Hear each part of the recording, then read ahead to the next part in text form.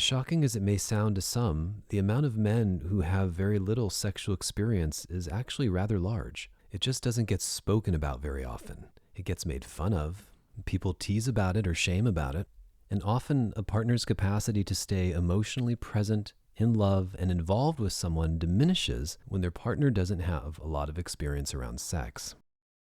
It also happens to be true that a lot of women who are involved with inexperienced men do not have a lot of patience or empathy for them, and certainly if this problem has been going on for several weeks, months, and especially years. And of course, if you are someone who's been dealing with this for years, it is frustrating. It can be very challenging. So first, this episode is aimed at giving men listening a sense of reassurance, empathy, and understanding that you are absolutely not alone, not by a long shot. This isn't easy. And to also give some direction to both the men listening and their partners on what you can do to improve the situation, because a lot of you feel stuck. You're together, you're in a monogamous relationship, and you don't know what to do next. I thought for a while of how I wanted to kick things off with this podcast, and I think the answer is discussing cause and effect, action and reaction, or the idea that every action has a consequence and every behavior has a consequence.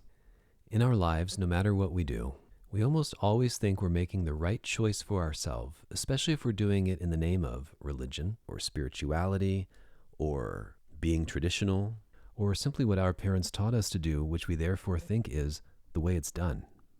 And the hard part about this is often the consequences and the results from carrying certain belief systems with us throughout our entire life are things that we don't know about until years later. Now here's the deal. If we are indoctrinated or taught or raised, perhaps groomed, to believe certain things about intimacy, ourselves, closeness, and sex, or worse, it's forbidden to talk about, explore, play with, and discover any aspect of our own sexuality or the sexuality of someone else when we're younger, when we're teenagers, when we're in our early 20s, then quite simply, it carries some pretty heavy consequences when it comes to our time in the bedroom. I mean, you could even think of this as karma, which informally defined means destiny or fate following as effect from cause. So I start here because when you're growing up, you don't actually have a concept of being raised. You don't have a sense that you're being taught one way, but there are many ways to do things in the world. You're just taught the way that you're taught, or you're not taught and you have to figure out something all on your own. And for many of us, we don't begin to develop consciousness or our own ideas until much later in life. So when it comes to things like conviction or belief in something, standing for something, for many of us, this doesn't occur until our late 30s, 40s, sometimes 50s, and for some people, they never stand for anything at all. One thing that almost everyone experiences, however, is being raised by a parent or both parents in a very specific way, and that plays itself out with morals, virtue, culture, ideas, identity, sexuality, intimacy, closeness, i.e., I never grew up with parents who were affectionate towards me, or my parents were always touchy-feely with me, or my parents always said I love you, or my parents never said I love you. So cause and effect. Every action has a reaction or a consequence. Every choice has a consequence. You raise your child by not giving it any affection or approval or validation, and some pretty lousy things happen.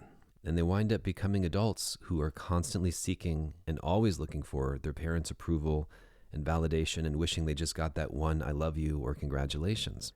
But as you know, this episode is more geared towards sex, and so now we're going to talk about that. And I feel strongly about the fact that your upbringing, your religion, your culture, your choices that you've made around drugs, alcohol, and pills has a lot to do with how you feel or don't feel about sex and your sexuality. And this is not to be disrespectful or to disregard anyone's culture, religion, or upbringing, but each one of those carries with it a consequence. And for many, that consequence is going to be very costly in the bedroom.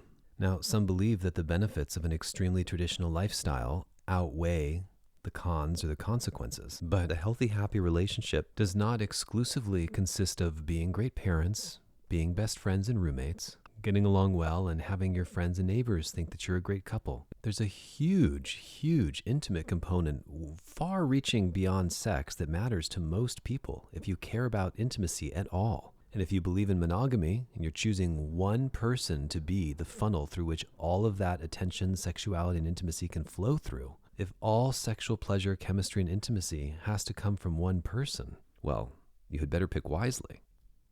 If you picked someone for all the other reasons, and women tend to do this all the time because he looked good on paper, or he made her feel really safe, or he wasn't like all the other guys who wanted sex from her, or your family chose them, or whatever it may be, it's very likely that your sexuality going forward is going to reflect that it's going to be a little void of passion, excitement, emotion, chemistry, seduction, all of the things that most people really want.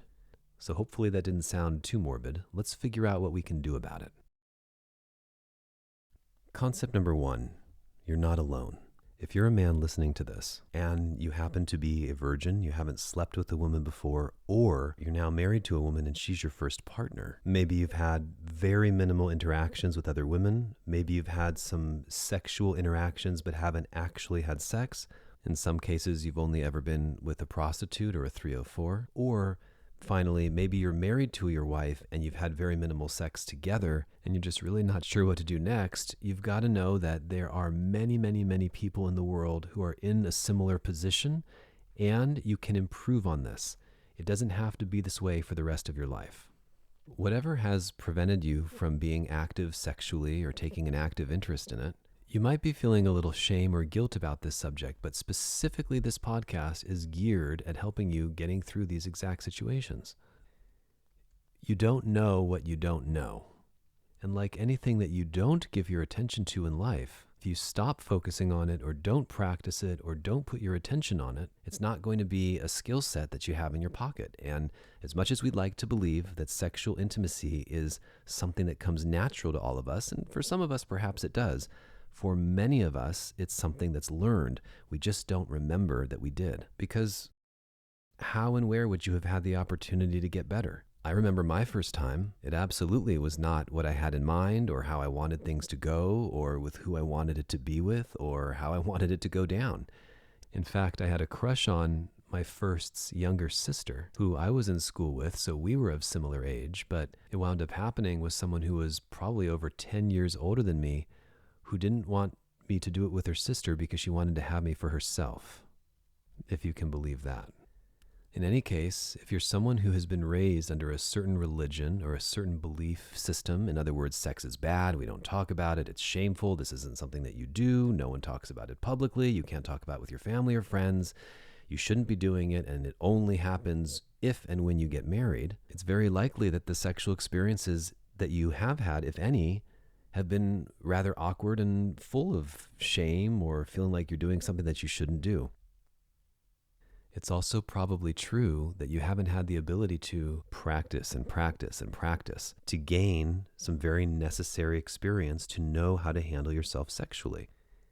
And you might think to yourself, well, you can learn this stuff, and yes, to a degree you can, but what I've learned from all of the inexperienced clients who have come in to see me requesting help, whether it's been a man or woman, is that when it actually comes time to do it, say you get married when you're 23 or 25 or 30, and you no longer are bound to these old rules of not being allowed to, or not meeting someone to be able to do it with, or finally being able to experience some pleasure. I think somehow for thousands of years, the world has been convinced that you're just going to wake up one day with the ability to have sex and be great at it, or have all the fun you want, or do whatever you want with your partner because now it's legal, or now it's okay, or now it's safe, or now your religion condones it, or now your culture says it's okay. And the fact of the matter is, you don't. You don't just wake up one day and know how to do it. The only thing that has shifted is that a new thought in your brain suddenly says, well, I guess this is okay now. You feel like you have permission or you're allowed. But you don't turn into a sexual dynamo. Human beings don't work that way. We carry a lot of guilt, insecurity, nervousness, uneasiness. It's not like a light bulb goes on and suddenly you know how to do the Kama Sutra, or you know how to put your partner through all different positions, or how to connect with her, or be present with her, or give her any kind of an experience outside of the act itself. Everybody knows that something goes in a certain place and you move it back and forth a little bit, and that's the act of sex. But that's a paltry comparison to the true pleasure that awaits you when you're really connected with someone and you know what to do. So number one, you're not alone. It is likely that every single person who has had no prior sexual experience, who is now an adult in their 20s, 30s, or 40s, who then wants to engage in sex, it's likely that it's going to be very, very challenging and difficult for you in a variety of ways. How long you can last, whether you get hard or not, what excites you and turns you on. Are you too sensitive because everything excites you? Are you too nervous so nothing excites you? How are you going to get out of your own head to be able to please your partner? Do you even know that you should please your partner? Do you know that it's not up to her exclusively to experience her own pleasure, but is largely dependent on some of the things that you do with and for her? And then number two, doesn't this make perfect sense? Because where would you learn this? You can't learn it from a book. You can't learn it from listening to stories from friends. You can't learn it from porn.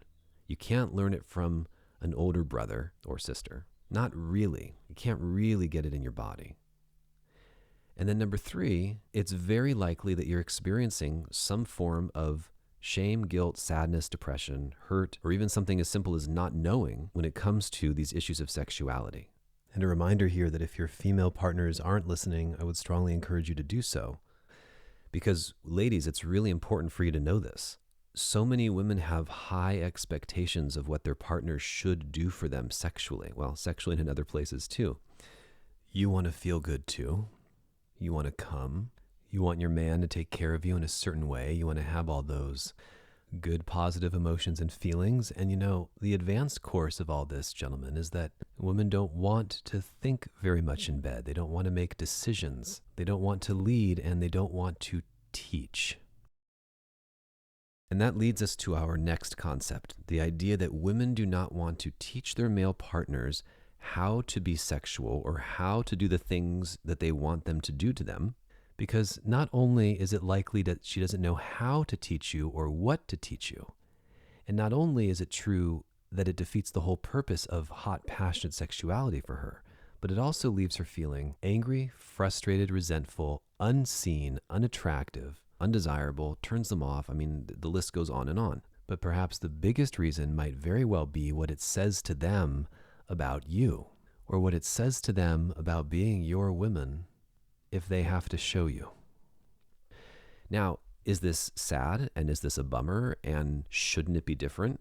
Yeah, I think it would be great if it was different.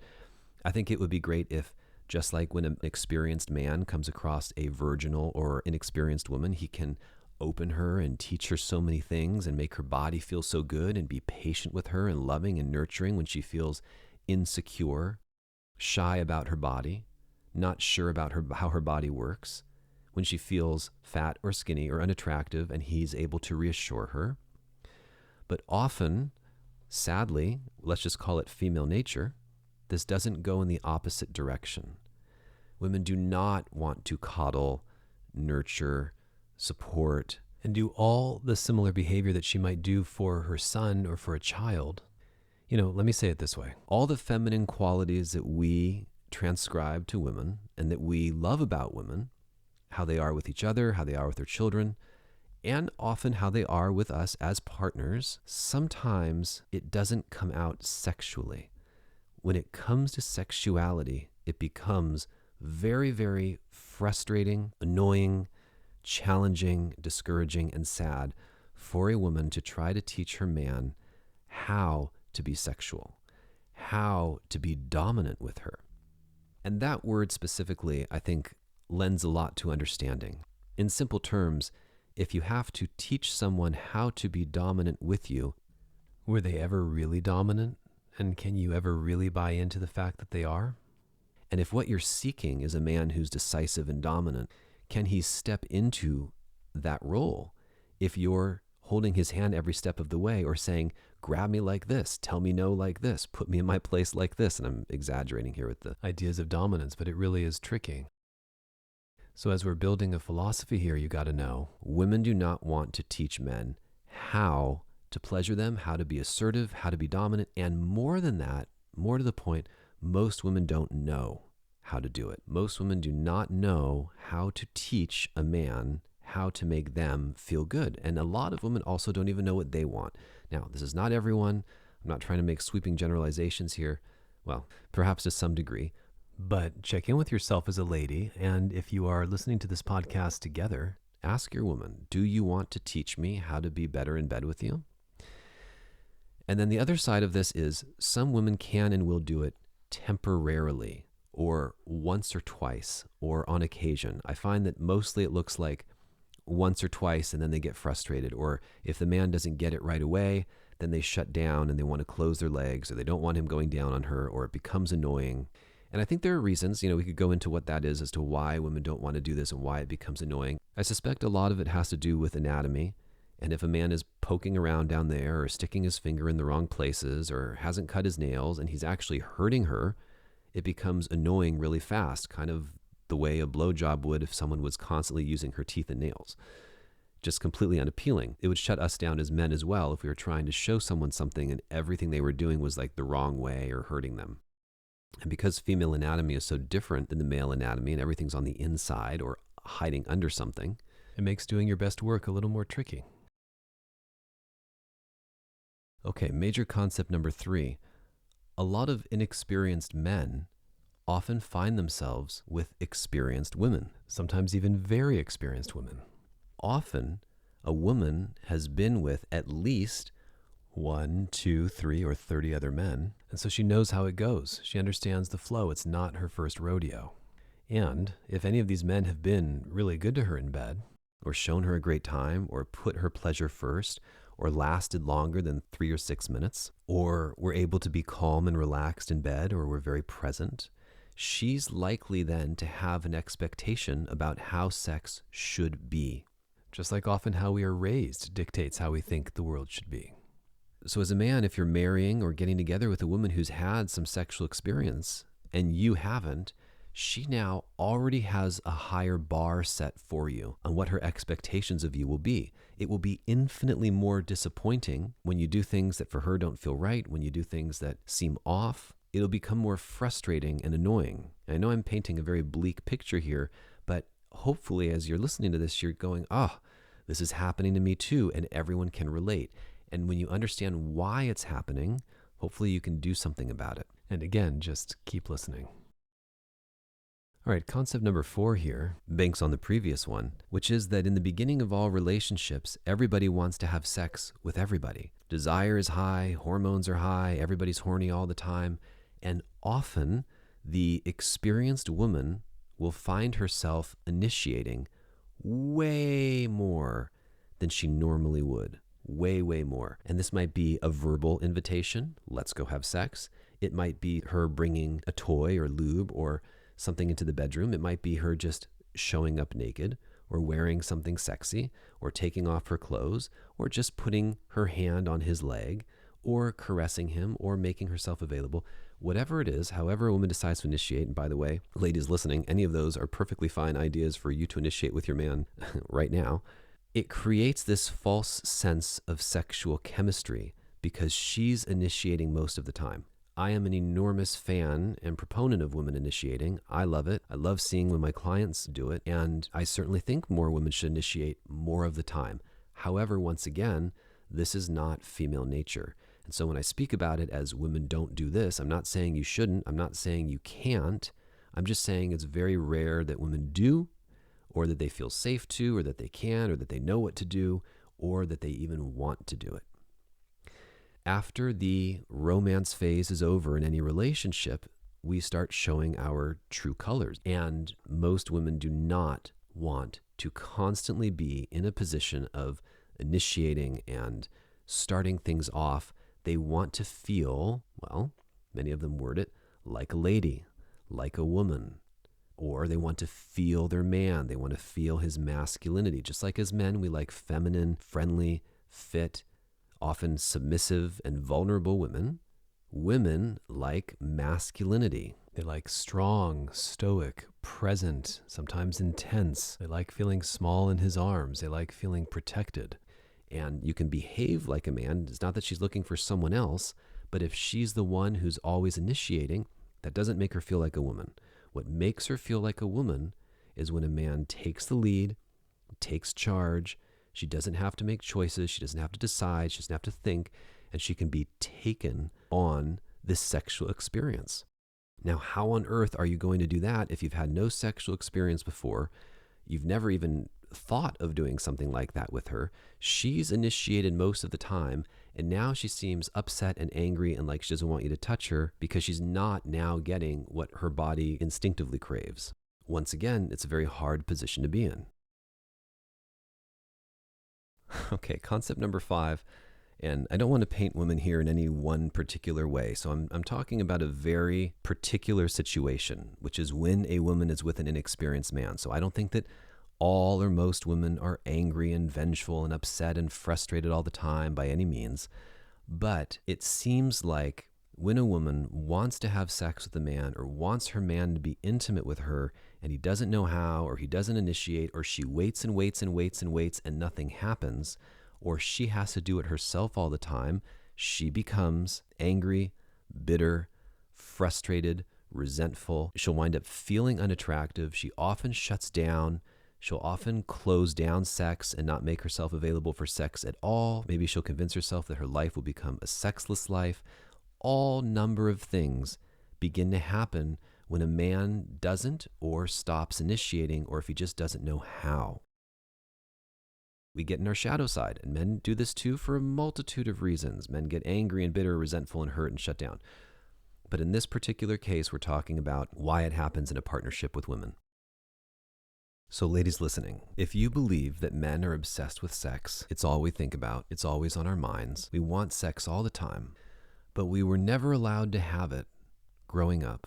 We were shamed for it or threatened, or fear was instilled in us that something terrible would happen to us now or in an afterlife, or it wasn't culturally acceptable. So we didn't have any experience with anybody else, and we meet you, the love of our life. We want to pleasure you and take care of you and be with you. And so we're raised to be a good guy, a nice guy, a kind guy, someone who doesn't push your boundaries, someone who, if you say, hey, no, I don't want to do this, or I'm not ready, the man backs way up, way up. A lot of men don't understand in their partnership that if a woman isn't ready to be intimate with you, it likely means, and you discover this through conversation and consent, but it likely means that she's just not ready yet.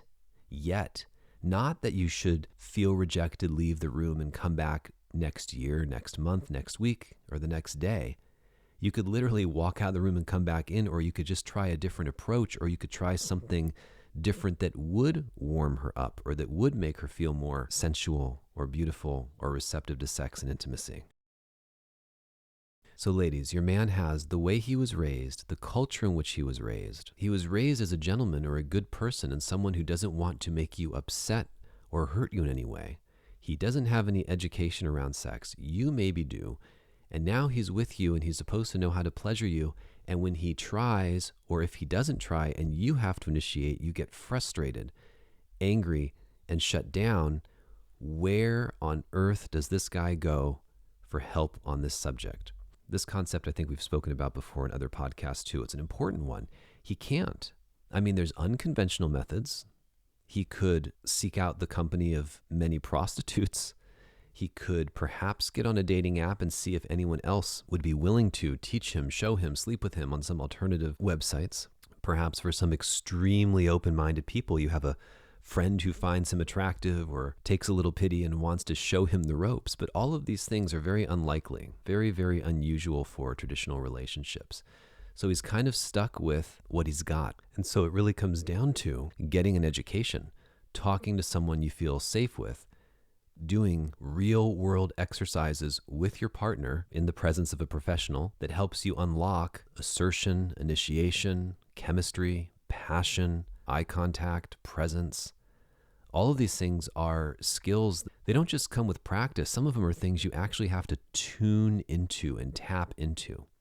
You can teach anyone how to paint a wall, but you can't necessarily teach someone how to disarm someone's walls that they can't see, how to transmute their walls into something passionate, how to soften a person, how to open a person. These are things that are felt and that come with a great deal of experience. So, women, if you're listening, what can you do in this kind of a situation? Whether you too are also a virgin or were a virgin before you met your man, or you have a lot of experience under your belt, or a little bit, what can you do to support your man? It's going to sound really simple. Possibly you've done this many times before, but I think what it requires are two things. Number one, your loving patience. Patience does not mean waiting and waiting and waiting and waiting for a man who never does anything. That's a different subject. That's talking about initiation, leading, getting him to initiate. You want to create a safe environment so that he can initiate. Ladies, if you hate rejection, would you initiate with a hostile man? Would you initiate with a man who has an anger problem? Would you initiate with a man if you never knew what you were going to get? He was going to blow up at you or insult you or put you down? You wouldn't dare. Men are the same way.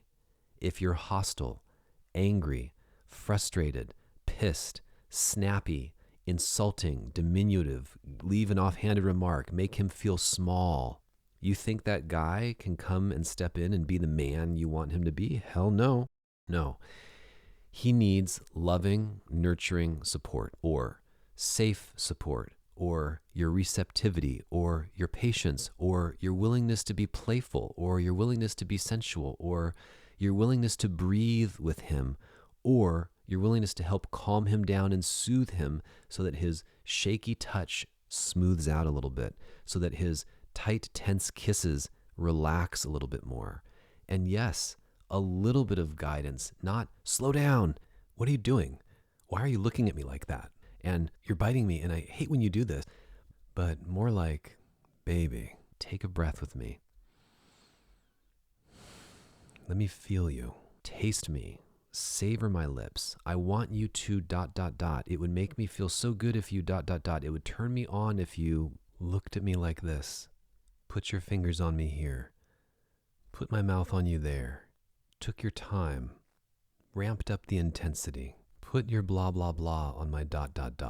These are ways that you can be supportive and patient and understanding. And men listening, if your woman decides to do this for you, you have got to step up and take action. You've got to put one foot in front of the other. I often say in clinic, keep the train moving. You've got to keep taking action. You've got to go towards the next step and not get lost in some hufflepuff of caressing and caressing and caressing and caressing and lovingly pressing your forehead against hers and rubbing her arms, squeezing them, and just rubbing all over aimlessly. There has to be some direction, and we'll get to that later. So ladies, choosing patience, love, understanding, which you now have, hopefully, as a result of listening to this podcast, over frustration, anger, and shutting down.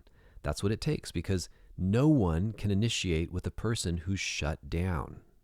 And then number two, the second thing you can do to help your man is initiate more in the beginning. You might have done this already. You might be used to doing this. But now with this new understanding and him listening and him understanding that he needs to step up, it's different.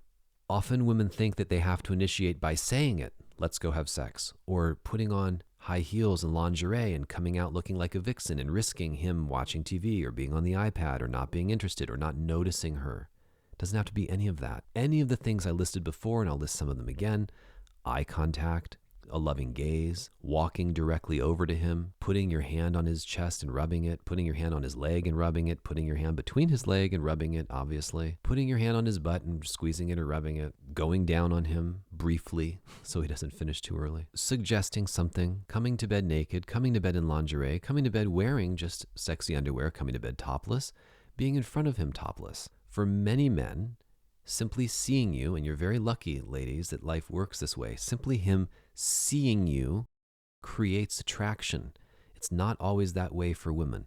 It's not always a case that a woman just looks at a man and she's suddenly dripping wet, with rare exceptions. But as men, we have to go about it in a very different way. We have to build and create our sexual desirability through often exercise, working out, interactions with other women, status, confidence. But yes, ladies, initiating with your man, helping him see how it's done. And then men, when she does, instead of getting so wrapped up in, oh, it's such a turn on, I love it, you can relax. Instead of getting all wrapped up in that, notice what she does.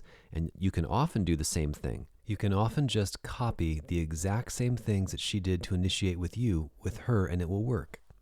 It doesn't always have to be a super masculine gesture. You can just walk over to her with your nice masculine presence, eye contact, put your hands softly on her somewhere nice, and get things started. And I will add one more third thing that women can do here to help their men along. And that's to shift your mindset about how you think about initiating. Most likely you're a woman who thinks that initiating is a man's job. Initiating is something you don't want to do. Initiating puts you in your head, makes you risk rejection. You've got all these different ideas about it. But what if you were to just discard all of that thinking for a little bit and take on the idea that you are a seductress, an enticer, maybe that your man just needs a little help, or that he doesn't find you arousing enough yet. You can play with those mindset shifts. And that by making yourself available and doing some of the things that I previously mentioned, which does not involve much effort or work on your part at all. It's literally just minor interactions with eye contact and presence and touch. That you can solicit him and help him get the ball rolling so that he doesn't risk and fear your rejection, and it can help him start to feel more confident about engaging and interacting with you. I think there are a ton of things that both men and women would get done if rejection wasn't an option, or we knew we could do it without being rejected. And women, when you're married to someone who wants to have sex with you all the time and just is nervous to do it or doesn't know how to go about doing it, you making it easy, or certainly easier, can help give him that confidence.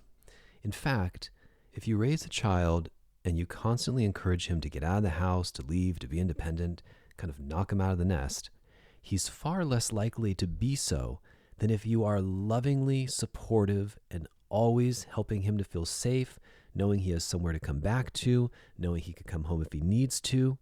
He's far more likely to go out and be industrious in the world. Same thing applies here. So therefore, ladies, can you make yourself a little more receptive, open, attractive, feminine, flirtatious, available, sensual? Can you leave the door open? Can you do more than just bat your eyes or walk by topless on the way to the bathroom, plop down on the couch and put your hand on his leg? These aren't very sexual signs per se. They're not like you're trying hard to do anything. You're trying to get his attention and get him to do something, but just do a little bit more. You don't have to view that as you initiating or you being the dominant one in the relationship.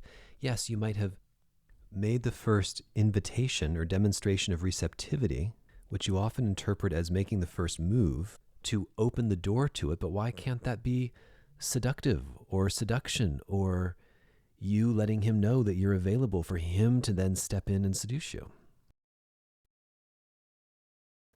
All right, concept number 6 is that inexperienced men often fall into a traditionally feminine or female role, the role of wanting to sit back, relax, and just be taken care of. So often inexperienced men wind up with women who are very industrious, very empowered, very confident.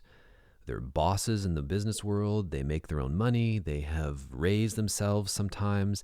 And these women are used to picking up the slack, hustling, getting the job done, taking the reins, being in the masculine role, handling business. I don't think of this as being a woman's role or a man's role, but traditionally it really is. It's a masculine energy that provides, that fixes, that takes care of things, or that realizes that no one else is going to do it, so they better do it. And a lot of women, because of their family situations or how they grew up or having kids early, whatever it is, have had to learn to do this on their own. This creates a bit of a dominant and strong personality. And when men are already intimidated by women, even sweet, soft, kind, submissive, feminine women, a dominant woman or an aggressive one or assertive one or someone with a strong personality is even more intimidating. And so often inexperienced or virginal men wind up with women like this, and because she's used to doing things on her own, she'll often initiate, and then it leaves the man in his feminine energy. So he sits back, he relaxes, he lets her do all the work, he lets her initiate, he lets her take care of it, he lets her clean up, he lets her ride. She's doing all of it, which once again leads to a woman feeling resentful, frustrated, annoyed that he isn't helping, and she'll wind up shutting down sexually. Very few women want their man to be in a feminine or female role. Very few women want their man to just sit there while they do all the work. In fact, I say very few as a courtesy, but I haven't come across it in my practice. I haven't come across a female who sits down and says, I want to do all the work. I want to initiate. I want to handle everything. I'm killing it in the business world, and I want to kill it in the bedroom, and he can just lay there and I'll take care of the rest. It doesn't work that way. And for the few exceptions that I have seen, it's usually based in the need to control the outcome and control the situation. So she's being dominant, if you will, or wants to have the entire interaction in her control so that she doesn't get hurt, or because past experiences have led her to become this way, but it's not someone who she really wants to be. There might be precious exceptions to the rule, but I feel pretty safe in saying this is not what women want. Concept number 7 is a working theory of mine that women are more sexual than men. That despite men's constant obsession with wanting to have sex with women, constantly thinking about it and constantly having to pursue women, with their bodies and their G-spots and their clits with 8,000 nerve endings and their entire being almost being like a sexual organ. I think women feel more, experience more, have the capacity to feel more pleasure, scientifically speaking, by about 4,000 more nerve endings, have the ability to feel more of a range of emotions, and you're taking something inside of you. It's such a more intimate experience. It's so much more intense. I'm not an advocate of watching porn, but even if you watch porn and you see the faces and the expressions, and yes, some of it is acting, but if you watch a really intense moment, if you've ever had the opportunity to watch two people having sex who are really into it, almost always the woman is making sounds, noises, facial expressions, body position, like everything about her is emoting, shaking, or trembling in some way. Even her body language, legs open wide, on her hands and knees, hanging off of something, riding the top. Literally a man's waist just goes and moves back and forth into whatever unusual and unique position she's in. It doesn't require much from us emotionally. In fact, it often requires a lot more work.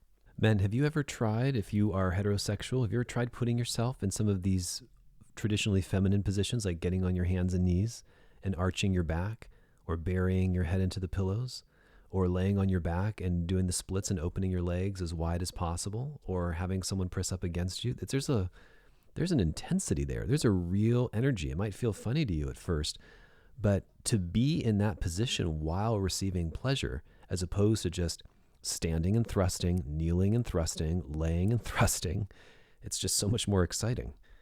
But a woman's capacity to feel and come and to enjoy and relish sex, to me, connotates that the evidence that women are more sexual than men and receive more sexual gratification than men is incontrovertible.